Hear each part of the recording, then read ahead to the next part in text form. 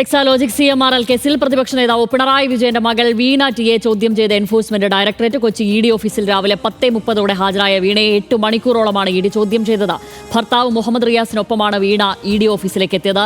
ഈ മാസം 12-ന് കൊച്ചി ഓഫീസിൽ ചോദ്യം ചെയ്യലിന് ഹാജരാകാൻ ED വീണയ്ക്ക് നോട്ടീസ് അയച്ചിരുന്നു. എന്നാൽ ആരോഗ്യ പ്രശ്നങ്ങൾ അറിയിച്ചതിനെ തുടർന്ന് ഇന്ന് രാവിലെ ഹാജരാകാൻ ED നിർദ്ദേശിക്കുകയായിരുന്നു. SFIO കണ്ടെത്തലുകളും ED ശേഖരിച്ച വിവരങ്ങളുടെയും അടിസ്ഥാനത്തിലാണ് വീണയെ ഇന്ന് ചോദ്യം ചെയ്തത്. വീണ മാനേജിംഗ് ഡയറക്ടറായ എക്സാലോജിക് സൊല്യൂഷൻസ് സേവനമൊന്നും നൽകാതെ CMRL കമ്പനിയിൽ നിന്ന് 2.78 കോടി വാങ്ങിയെന്നാണ് EDയുടെ കേസ്. CMRL എക്സാലോജിക് കേസിൽ കരിമണൽ കമ്പനിയുടെ joint managing director Saran S Kartha, managing director Sasidharan കർത്തയുടെ ഭാര്യ ജയ എസ് കർത്ത എന്നിവരെ ED ഇന്നലെ ചോദ്യം ചെയ്തിരുന്നു. ED അന്വേഷണം വീണയിൽ മാത്രം ഒതുങ്ങുന്നു എന്ന വിഷയമല്ലെന്നും പിണറായി വിജയനിലേക്ക് അന്വേഷണം നീളുമെന്നും കേസിലെ പരാതിക്കാരനും BJP നേതാവുമായ ഷോൺ ജോർജ് പറഞ്ഞു. പരാതി കൊടുക്കുമ്പോൾ താൻ BJPക്കാരനല്ല എന്നും ഏതെങ്കിലും ഒരു ഘട്ടത്തിൽ തന്റെ പരാതിയിൽ BJP ഇടപെട്ടിട്ടില്ല എന്നും ഷോൺ ജോർജ് പറഞ്ഞു. ആ പ്രതികരണം കേൾക്കാം. വീണയെ ചോദ്യം ചെയ്ത് അവസാനിപ്പിക്കുന്ന ഒരു പരാതിയല്ല ഞാൻ കൊടുത്തിട്ടുള്ളത്. വീണയുടെ ചോദ്യം ചെയ്യലും കൊണ്ട് അവസാനിക്കാൻ കഴിയുന്ന ഒരു വിഷയമല്ലത്. അപ്പം അതുകൊണ്ട് തന്നെ പിണറായി വിജയനിലേക്ക് ഇതിൻ്റെ അന്വേഷണം നീളേണ്ടതായിട്ടുണ്ട്. ഇപ്പോൾ അതിൻ്റെ ഒരു 10% എത്തിയിട്ടുണ്ട്. കാരണം മണി ലോണ്ടറിങ് നടന്നിട്ടുണ്ട് എന്നുള്ളത് വ്യക്തമായി. അതിൻ്റെ ചോദ്യം ചെയ്യലാണ് ഇപ്പോൾ നടന്നുകൊണ്ടിരിക്കുന്നത്. അപ്പോൾ അത് കഴിയുമ്പോൾ കൂടുതൽ വിശദാംശങ്ങൾ EDയുടെ കുറ്റപത്രം സമർപ്പിക്കുന്ന സാഹചര്യത്തിൽ അവിടെ പിണറായി വിജയൻ കടന്നു വരുമെന്ന് തന്നെയാണ് ഞാൻ വിശ്വസിക്കുന്നത്. കാരണം ഇതെല്ലാം നടത്തിയിട്ടുള്ളത് പിണറായി വിജയനുള്ള കൈക്കൂലി എന്ന നിലയിൽ തന്നെയാണ്. പരാതി കൊടുത്ത സമയത്ത് ഷോൺ ജോർജ് BJPക്കാരനല്ലായിരുന്നു. ഇന്ന് ഷോൺ ജോർജ് BJPക്കാരനാണ്. BJP എന്ന നിലയിൽ എൻ്റെ പരാതിയിന്മേലോ ഞാൻ കൊടുത്ത പരാതിയിന്മേലോ ഏതെങ്കിലും കാലത്ത് എൻ്റെ പാർട്ടി ഇടപെട്ടിട്ടില്ല. വീണ EDക്ക് മുന്നിൽ ഹാജരായിട്ടുണ്ടെന്നും വിഷയത്തിൽ പറയാനുള്ളത് നേതാക്കൾ പറയുമെന്നും DYFI സംസ്ഥാന പ്രസിഡന്റ് V വസീഫ് പറഞ്ഞു. കൊടകരയിൽ ഉൾപ്പെടെ ED ഉണ്ടല്ലോ എന്നും എന്നാൽ അവിടെയൊന്നും ചോദ്യം ചെയ്യലില്ലല്ലോ എന്നും വസീഫ് ചോദിക്കുകയുണ്ടായി. അത് പറയും, നേതാക്കന്മാരൊക്കെ പറയട്ടെ. ഒരു അന്വേഷണ ഏജൻസിക്ക് മുമ്പിൽ ഹാജരായതാണല്ലോ. വേറെ ഇപ്പോൾ മറ്റു പല കേസുകൾ ഇപ്പോൾ കൊടകരയിൽ ഒക്കെ ED ഉണ്ടല്ലോ, ED ഒന്നും വന്നില്ലല്ലോ. പല കേസുകളും ഇല്ലേ, അതിൽ തന്നെ പല പേരുകാരുണ്ട്, പണം വാങ്ങിയവരുണ്ട്. അവരുടെ അടുത്തൊന്നും ഒരു EDയും പോകുന്നില്ലല്ലോ. ഇതിൽ നിന്നൊക്കെ നമ്മൾ ഈ അന്വേഷണ ഏജൻസികൾ, കേന്ദ്ര അന്വേഷണ ഏജൻസികളും ഇപ്പോൾ ഇവിടെ കേരളത്തിലെ അന്വേഷണ ഏജൻസികളും ഒക്കെ പോകുന്ന പോക്ക് നമുക്ക് കൃത്യമായി അറിയാം, നമ്മൾ മനസ്സിലാക്കുന്നു. സഹിൻ ആന്റണിയാണ് കൊച്ചിയിൽ നിന്ന് വിവരങ്ങളുമായി ചേരുന്നത്. സഹിൻ, ആദ്യം അറിയേണ്ടത് ഇപ്പോൾ 9 മണിക്കൂറോളമുള്ള ആ ചോദ്യം ചെയ്യൽ പൂർത്തിയായിരിക്കുന്നു. വീണ ഇപ്പോൾ പുറത്തിറങ്ങുമോ അല്ലെങ്കിൽ ഇറങ്ങിയിട്ടുണ്ടോ? ഇതിനോടകം തന്നെ നമ്മൾ ഈ മറ്റ് വാർത്തകളും ഈ പ്രതികരണങ്ങളൊക്കെ കാണിക്കുന്ന സമയത്ത് തന്നെ ഇറങ്ങിയിട്ടില്ല എന്നാണ് മനസ്സിലാക്കുന്നത്. എങ്കിലും ഇത്രയും അധികം വലിയ നീളുന്ന ഒരു ചോദ്യം ചെയ്യൽ, അത് നേരത്തെ വീടുകളിലൊക്കെ നടത്തിയ റെയ്ഡിന് സമാനമായി.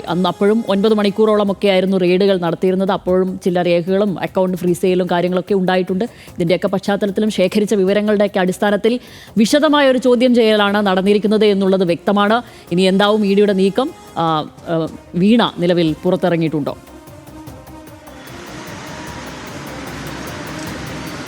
തീർച്ചയായിട്ടും ശ്യാമിലി, അല്പനേരം മുൻപാണ് വീണ ചോദ്യം ചെയ്യലെല്ലാം പൂർത്തിയായി ഇതുവഴി പുറത്തേക്ക് വന്നതും ഇവിടെ നിന്ന് വാഹനത്തിൽ പുറപ്പെട്ടതും.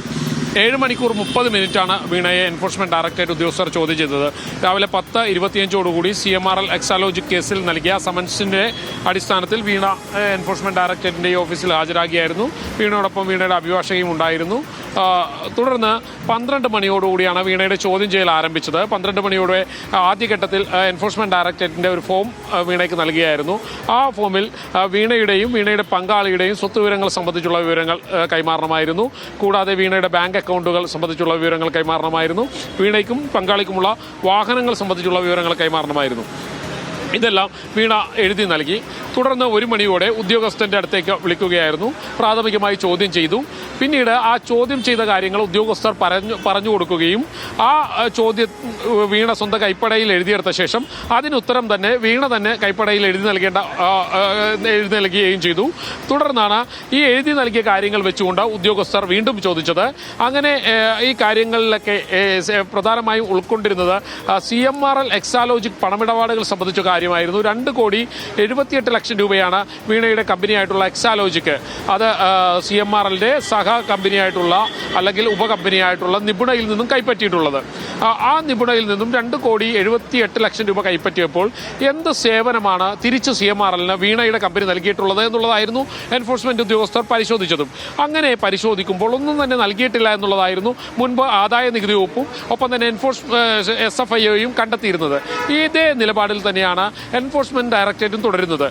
മാത്രമല്ല, ഇതിലൊരു കള്ളപ്പണ ഇടപാട് നടന്നതായി എൻഫോഴ്സ്മെന്റ് ഡയറക്ടറേറ്റ് സംശയിക്കുന്നു. അതുകൊണ്ട് തന്നെയാണ് വീണയെ ചോദ്യം ചെയ്യാൻ വേണ്ടി വിളിച്ചു വരുത്തിയത്. കഴിഞ്ഞ വെള്ളിയാഴ്ച വീണയോട് ഹാജരാകാൻ ആവശ്യപ്പെട്ടിരുന്നു. പക്ഷേ അന്ന് ശാരീരികമായ ബുദ്ധിമുട്ടുകൾ പറഞ്ഞുകൊണ്ട് വീണ ഹാജരായില്ല. തുടർന്ന് ശശിധരൻ കർത്ത, CMRL ഉടമയായിട്ടുള്ള ശശിധരൻ കർത്തയുടെ മകനെയും ശരൺ കർത്ത, കൂടാതെ മകളെയും ഷിബി കർത്ത, കൂടാതെ ഭാര്യ ജയ കർത്തയെയും ചോദ്യം ചെയ്തു. ഇവരിൽ നിന്നും കിട്ടിയ വിവരങ്ങളുടെ അടിസ്ഥാനത്തിൽ ഇന്ന് വീണ്ടും വീണയെ, അല്ലെങ്കിൽ വീണ വന്നപ്പോൾ വീണയെ ചോദ്യം ചെയ്യുകയായിരുന്നു. SFIയുടെ വിവരങ്ങൾ ഉദ്യോഗസ്ഥർക്കുണ്ട്, കൂടാതെ ഇവർ നൽകിയ വിവരങ്ങളുണ്ട്. ഇതെല്ലാം വെച്ചുകൊണ്ടാണ് വീണയെ ചോദ്യം ചെയ്തത്. വീണ പറയുന്നതും തൻ്റെ കമ്പനി CMRLന് വേണ്ട നിർദ്ദേശങ്ങളും ഒപ്പം തന്നെ IT സേവനങ്ങളും നൽകിയിരുന്നു എന്നുള്ളതാണ്. താൽക്കാലികമായി ഉദ്യോഗസ്ഥർ ഈ വീണയുടെ മൊഴി മുഖവിലേക്ക് എടുത്തിട്ടില്ല എന്നുള്ളതാണ് മനസ്സിലാകുന്നത്. തുടർന്ന് ഇനി SFIയുടെ രേഖകൾ ഉദ്യോഗസ്ഥർക്ക് ലഭിക്കേണ്ടതുണ്ട്. ആ രേഖകൾ കൂടി ലഭിച്ച ശേഷമായിരിക്കും വീണയെ വിശദമായി ചോദ്യം ചെയ്യുക. നിലവിലെ അവസ്ഥയിൽ വീണയ്ക്ക് പുതിയ സമൻസും നൽകിയിട്ടില്ല. ആവശ്യമെങ്കിൽ വീണ്ടും വിളിപ്പിക്കുമെന്നുള്ളതാണ് ഉദ്യോഗസ്ഥർ അറിയിച്ചിരിക്കുന്നത്. അത് എന്നാണോ SFIയുടെ വിവരങ്ങൾ ലഭിക്കുന്നത്, രേഖകൾ ലഭിക്കുന്നത്, അത് പഠിച്ച ശേഷം മാത്രമായിരിക്കും വീണയെ വീണ്ടും ഉദ്യോഗസ്ഥർ ചോദ്യം ചെയ്യുക. അങ്ങനെ ഇതിലൊരു കാര്യം എന്നുള്ളത്, ഇത് എക്സാലോജിക് എന്നൊരു കമ്പനി, അതൊരു വീണയാണ് അതിൻ്റെ MD മാനേജിംഗ് ഡയറക്ടർ ആയിട്ടുള്ളത്. പക്ഷേ ആ കമ്പനിക്ക് ഒരു 5 ലക്ഷം ടേൺ ഓവർ മാത്രമേ ഉണ്ടായിരുന്നുള്ളൂ എന്നാണ് നിലവിൽ നമുക്ക് ലഭ്യമായ SFI റിപ്പോർട്ടിലൊക്കെ പറയുന്നത്. അത് ഒരു 1 ലക്ഷം മൂലധനമാക്കി തുടങ്ങിയ ഒരു കമ്പനി, അതിനാകെ 5 ലക്ഷം മാത്രമേ ഒരു ടേൺ ഓവർ ഉള്ളൂ. അത് തന്നെ നെഗറ്റീവ് ഗ്രോത്തിലേക്ക് പോയിരുന്നു ഇടയിൽ. അതിനുശേഷമാണ് അങ്ങനെ ഒരു 5 ലക്ഷം എന്നുള്ളൊരു ഫിഗറിലേക്ക് വരുന്നത്. അങ്ങനെ ഒരു കമ്പനിക്ക് മാസാമാസം 8 ലക്ഷം രൂപ നൽകുകയാണ് CMRL. അതിൽ വീണയുടെ അക്കൗണ്ടിലേക്ക് 5 ലക്ഷം രൂപയും CMRL എക്സാലോജിക്കിൻ്റെ അക്കൗണ്ടിലേക്ക് 3 ലക്ഷം രൂപയും പോവുകയാണ്. അങ്ങനെ മാസാമാസം 8 ലക്ഷം രൂപ ഒരു കമ്പനിക്ക്, അതായത് പ്രത്യേകിച്ച് വലിയ ടേൺ ഓവർ ഒന്നും ഇല്ലാത്ത വലിയ സാമ്പത്തിക പ്രതിസന്ധിയിലൂടെ കടന്നു പോകുന്ന ഒരു കമ്പനിക്ക് വേണ്ടി അവർ സേവനം നൽകി എന്ന് പറയുന്നതും, ഈ പറയുന്നത് പോലെ ചിന്തിക്കുന്നവർക്ക് ദൃഷ്ടാന്തമുണ്ട് എന്ന് പറയുന്നത് പോലെ ഇപ്പോൾ EDയും അത്തരം ഒരു സംശയത്തിലാണ് എന്ത് സേവനമാണ് നൽകിയിരിക്കുന്നത് എന്നുള്ളത്. അത് ഇപ്പോഴും വ്യക്തമല്ല. അത് ചിലപ്പോൾ 2 കമ്പനികൾ തമ്മിൽ ഒരു കരാറിൽ ഏർപ്പെടുമ്പോൾ നോൺ ക്ലോഷർ എഗ്രിമെൻറ്റുകളൊക്കെ ഉണ്ടാവാം. അത്തരം എഗ്രിമെൻറ്റുകളൊക്കെ അവിടെ നിലനിൽക്കുന്നുണ്ടാവും. ഇതൊക്കെയായിരുന്നു നേരത്തെ പിടിവള്ളിയായിട്ടുണ്ടായിരുന്നത്. പക്ഷേ ഇത് മുഴുവൻ പൊതുമധ്യത്തിൽ വരികയും ചോദ്യം ചെയ്യലിലേക്കൊക്കെ കടക്കുകയും ചെയ്യുമ്പോൾ CMRLൻ്റെ എല്ലാ പ്രതിനിധികളും ചോദ്യം ചെയ്യലിലേക്ക് വരികയാണ്. അപ്പോൾ ഇനിയിപ്പോൾ ഇത്തരം എഗ്രിമെൻറ്റിനും ക്ലോഷറിനൊന്നും പ്രസക്തമല്ലാതിരിക്കുന്നു, അവയൊക്കെ അപ്രസക്തമായിരിക്കുന്ന ഒരു സാഹചര്യമാണല്ലോ ഉള്ളത്. അപ്പോൾ എന്തിനാണ് ഇത്രയും മാസം ഈ സ്ഥാപനത്തിന് 8 ലക്ഷം രൂപ, ഇങ്ങനെ ഒരു സ്ഥാപനത്തിന്, അതായത് പ്രത്യേകിച്ച് പ്രൊഫൈലുകളോ മറ്റ് സേവനങ്ങളോ അങ്ങനെ പറയത്തക്ക കാര്യങ്ങളോ ചൂണ്ടിക്കാണിക്കാനില്ലാത്ത ഒരു സ്ഥാപനത്തിന് 8 ലക്ഷം രൂപ കൊടുക്കുന്നത് എന്ന് ആലോചിക്കുന്നത് ശരിക്കും അങ്ങനെ ഒരു സംശയം തോന്നുന്നത് ശരിയായ ഒരു കാര്യവും തന്നെയാണല്ലോ. മറ്റ് കാര്യങ്ങൾ അവിടെ ഉണ്ട് കേട്ടോ. അതായത് ഈ കമ്പനി CMRL നേരത്തെ, CMRL ആണെങ്കിലും ഒട്ടും നല്ലൊരു പ്രൊഫൈലുള്ള ഒരു കമ്പനിയേ അല്ല. കാരണം അവരുടെ ഇടപാടുകളെല്ലാം പലതും വിവാദവും ദുരൂഹവും തന്നെയായിരുന്നു. കാരണം അവർ നികുതി വെട്ടിച്ചു, ഏറെക്കുറെ 134 കോടിയുടെ നികുതി വെട്ടിച്ചു എന്ന് പറഞ്ഞുകൊണ്ടായിരുന്നല്ലോ ഇതിൻ്റെ ഒരു പ്രശ്നങ്ങളുടെ ഒരു തുടക്കം തന്നെ ഉണ്ടാകുന്നത്. അങ്ങനെയാണല്ലോ ഇവർ സെറ്റിൽമെൻറ്റ് ബോർഡിൽ പോവുകയും എങ്ങനെയാണ് മറ്റ് ഈ നികുതി വെട്ടിച്ചു എന്ന് പറയുന്ന തുകയുടെ ഒരു കണക്ക് കാണിക്കുകയൊക്കെ ചെയ്യുകയാണല്ലോ ചെയ്യുന്നത്. ആ കടലാസിൽ RCOC എന്നൊക്കെ പറഞ്ഞ് കുറേ ആളുകളുടെ പേരുമുണ്ട്. അതൊക്കെ അവിടെ നിൽക്കട്ടെ. അപ്പോഴും ഈ എക്സാലോജിക്കിന് ഇത്രയും പണം എന്തിന് നൽകുന്നു എന്നുള്ള വരുമ്പോഴാണ് പിണറായി വിജയൻ ആ ചിത്രത്തിലേക്ക് വരും. അവർ മുഖ്യമന്ത്രിയുടെ മകളാണ്. അപ്പോൾ ആ പദവി വീണ, അത് പിണറായി വിജയൻ എന്നല്ല പറയുന്നത്, പക്ഷെ വീണ ആ പദവി ദുരുപയോഗം ചെയ്തു. അതൊരു അവസരമാക്കി എടുത്തുകൊണ്ടാണോ ഇത്തരത്തിലുള്ളൊരു ഇടപാടിലേക്ക് ഈ 2 കമ്പനികളും കടന്നുപോയിരിക്കുന്നു എന്നുള്ളതാണല്ലോ ചോദ്യം. അത് മാത്രവുമല്ല, അതുവഴി CMRLനും കരിമണൽ കർത്തയ്ക്കുമൊക്കെ ഏതെങ്കിലും തരത്തിലുള്ളൊരു സഹായമോ എന്തെങ്കിലും തരത്തിലുള്ള അവർക്കൊരു മറ്റെന്തെങ്കിലും നേട്ടങ്ങളോ കൈവരിക്കാൻ സാധിച്ചിട്ടുണ്ടോ മുഖ്യമന്ത്രിയുടെ മകൾ വഴി എന്നുള്ളതും, അതായത് മുഖ്യമന്ത്രി എന്നുള്ളൊരു പദവി അവിടെ അദ്ദേഹത്തിനുള്ളതുകൊണ്ടും അങ്ങനെ എന്തെങ്കിലും സാധ്യമായിട്ടുണ്ടോ എന്നുള്ളതൊക്കെയല്ലേ ഇതിൽ അന്വേഷണ പരിധിയിലേക്ക് വരിക. അപ്പോൾ അതിനും കൂടെയുള്ള ഒരു ഉത്തരം അത് തന്നെയായിരിക്കുമല്ലോ വീണ ഇന്ന് കൊടുക്കേണ്ടി വന്നിരിക്കുക. ആ സേവനം എന്തെന്ന് നിലവിൽ അറിയണം എന്നുള്ളതല്ലേ.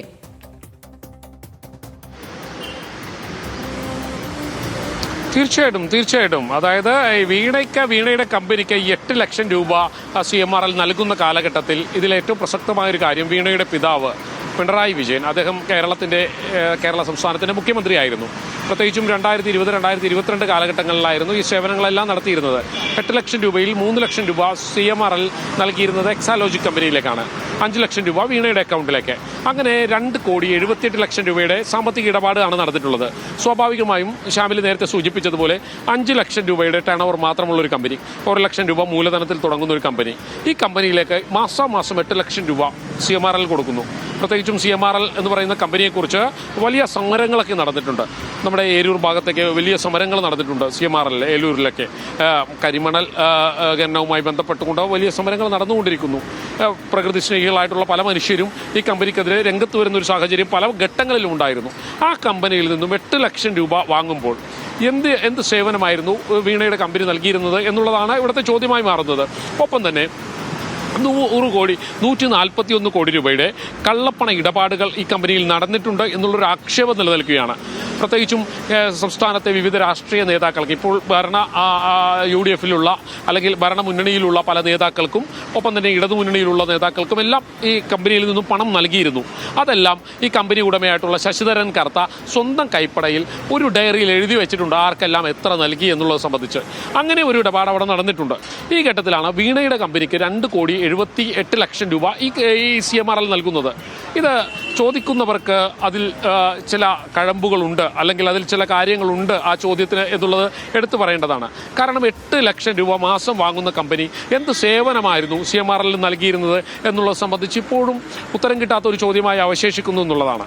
എന്തായാലും വീണ അവർ സ്വന്തമായി വ്യവസായം ചെയ്യുന്ന ഒരു സ്ത്രീയാണ്, അവർ വ്യവസായവുമായി മുന്നോട്ട് പോകുന്ന ഒരു സ്ത്രീയാണ്. അതുകൊണ്ട് തന്നെ അവരുടെ കമ്പനി എന്ത് സേവനം വേണമെങ്കിലും ചെയ്തു കൊടുത്തിട്ടുണ്ടാകാം. അതൊക്കെ ഇനി എൻഫോഴ്സ്മെൻറ്റ് ഡയറക്ടറേറ്റ് അല്ലെങ്കിൽ ഇതിന് മുന്നേ വന്ന SFIO ഒക്കെ കണ്ടെത്തിയിരിക്കുന്ന കാര്യങ്ങളാണ്. SFIOയും ആദായ നികുതി വകുപ്പും പറയുന്നത് യാതൊരു വിധത്തിലുള്ള സേവനവും നൽകിയിട്ടില്ല എന്നുള്ളതായിരിക്കും. ഒരു പക്ഷേ എൻഫോഴ്സ്മെൻറ്റ് ഡയറക്ടറേറ്റിന് മുന്നിൽ വീണയ്ക്ക് സേവനങ്ങളെക്കുറിച്ചുള്ള കൃത്യമായ ഒരു രേഖകളും പട്ടികകളും ഉണ്ടാകാം, അത് തയ്യാറാക്കി അവർ നൽകിയിട്ടുമുണ്ടാകാം. എന്തായാലും എൻഫോഴ്സ്മെൻറ്റ് ഡയറക്ടറേറ്റ് ഇപ്പോൾ സംശയിക്കുന്നത് ഇതിലൊരു കള്ളപ്പണ ഇടപാട് നടന്നിട്ടുണ്ടോ എന്നുള്ളതാണ്. ഏതെങ്കിലും തരത്തിൽ 8 ലക്ഷം രൂപ മാസം കൊടുക്കേണ്ടി വരുന്ന എന്തെങ്കിലും കരാറുകൾ ഇവർ തമ്മിലുണ്ടായിരുന്നു, ആ കരാറിൽ അടിസ്ഥാനം എന്തായിരുന്നു എന്നുള്ളതൊക്കെ തന്നെ പരിശോധിച്ചുകൊണ്ടിരിക്കുന്നത്. എന്തായാലും അതെല്ലാം പരിശോധിക്കുമ്പോൾ ഇനിയും ചോദ്യം ചെയ്യലുകളുണ്ടാകും. പല ആളുകളിലേക്കും ഈ ചോദ്യം ചെയ്യൽ നീണ്ടുപോകും. വീണയിൽ മാത്രം ഇത് ഒതുങ്ങി നിൽക്കില്ല. പ്രത്യേകിച്ചും ഈ ഡയറിയിലുള്ള പല പേരുകളും അത് ഭരണമുന്നണിയിലെ നേതാക്കളുണ്ട്, മറ്റ് പാർട്ടികളിലെ നേതാക്കളുണ്ട്, അവരിലേക്കൊക്കെ ഈ ചോദ്യം ചെയ്യൽ നീണ്ടുപോകാനുള്ള സാധ്യത തള്ളിക്കളയാൻ കഴിയില്ല. ഞാൻ നേരത്തെ സൂചിപ്പിച്ചതുപോലെ തന്നെ എൻഫോഴ്സ്മെന്റ് ഡയറക്ടറേറ്റിനെ സംബന്ധിച്ചിടത്തോളം ഇതൊരു തീര ചോദ്യാവലിയായി തന്നെ മുന്നോട്ട് പോകേണ്ട ഒരു സാഹചര്യമാണ് നിലവിലുള്ളത്. കാരണം ശശിധരൻ കർത്തയുടെ മകൻ ശരൺ കർത്തയിൽ നിന്നും ഷബാ കർത്ത, അങ്ങനെ അവരെയൊക്കെ ചോദ്യം ചെയ്തതിനു ശേഷം വീണയിലേക്ക് എത്തി, വീണയിൽ നിന്നും ഉദ്യോഗസ്ഥരിലേക്ക് പോകും, അതിനുശേഷം മറ്റാളുകളിലേക്ക് പോകും. അങ്ങനെ നീണ്ടു പോകുന്ന ഒരു പ്രക്രിയയായി ഇത് തുടരാനുള്ള സാധ്യതയാണ് ഷാമിൽ നിലവിലുള്ളത്. ശരി സഹിനെ, എന്തായാലും 9 മണിക്കൂറുള്ള ആ ചോദ്യം ചെയ്യൽ അവസാനിച്ചു. വീണ പുറത്തിറങ്ങി. ഇനി തുടർ നടപടികൾ ഇതുവരെ സമൻസ് ഒന്നും മറ്റെനി വീണ്ടും ഹാജരാകാൻ ആവശ്യപ്പെട്ടിട്ടില്ല എന്നാണ് നിലവിൽ എന്തായാലും മനസ്സിലാക്കുന്നത്. അപ്പോൾ സഹിൻ പറയുന്നത് പോലെ ഇത് നീണ്ടുപോകാൻ തന്നെയാണ്. ഇതിനുശേഷം വീണ്ടും ഉദ്യോഗസ്ഥ തലത്തിലേക്ക് പോകും, മറ്റാളുകളിലേക്കും പോകും. അപ്പോൾ ഇതൊരു തുടർ പ്രക്രിയയായി തുടരും. അതിനുശേഷം എന്തായാലും ആ ചോദ്യത്തിന് ഉത്തരം വേണം. എന്ത് സേവനമാണ് നിലവിൽ വീണ നൽകിയിരിക്കുന്നത് ഇത്രയും പണം കൈപ്പറ്റാൻ എന്നുള്ളതാണ്. അതുതന്നെയാണ് ഏറ്റവും പ്രധാനം. എന്തായാലും CMRL എക്സാലോജിക് സാമ്പത്തിക ഇടപാട് കേസിൽ EDയുടെ ചോദ്യമുനയിലേക്ക് വീണ ടീം എത്തിയിരിക്കുകയാണ്. 2016 മുതൽ 2021 വരെയുള്ള കാലയളവിൽ 2 കോടിയിലധികം രൂപയാണ് CMRL വീണയുടെ കമ്പനിക്കായി IT സേവനങ്ങൾ എന്ന പേരിൽ നൽകിയിട്ടുള്ളത്. എന്നാൽ എക്സാലോജിക് കമ്പനി കരിമണൽ കമ്പനിക്കായി പ്രത്യേക സേവനങ്ങളൊന്നും ചെയ്തില്ല എന്നാണ് ആദ്യം അന്വേഷണം നടത്തിയ SFIO കണ്ടെത്തൽ. വീണയ്ക്ക് ലഭിച്ച പണം കള്ളപ്പണ നിരോധന നിയമപ്രകാരം കുറ്റകൃത്യത്തിലൂടെ സമ്പാദിച്ച പണത്തിന്റെ പരിധിയിൽ വരുമെന്നാണ് EDയുടെ വാദം. എന്ത് സേവനമാണ് CMRLന് എക്സാലോജിക് കമ്പനി നൽകിയതെന്ന് വെളിപ്പെടുത്താൻ വീണ ഇനിയെങ്കിലും തയ്യാറാവേണ്ടതുണ്ട്. എന്തു തന്നെയാണെങ്കിലും CMRL എക്സാലോജിക് സാമ്പത്തിക ഇടപാടിൽ എന്താണ് വാസ്തവമെന്ന് എൻഫോഴ്സ്മെന്റ് ഡയറക്ടറേറ്റ് കണ്ടെത്തുമെന്ന് തന്നെ നമുക്ക് പ്രതീക്ഷിക്കാം. അടുത്ത വിഷയത്തിലേക്ക്.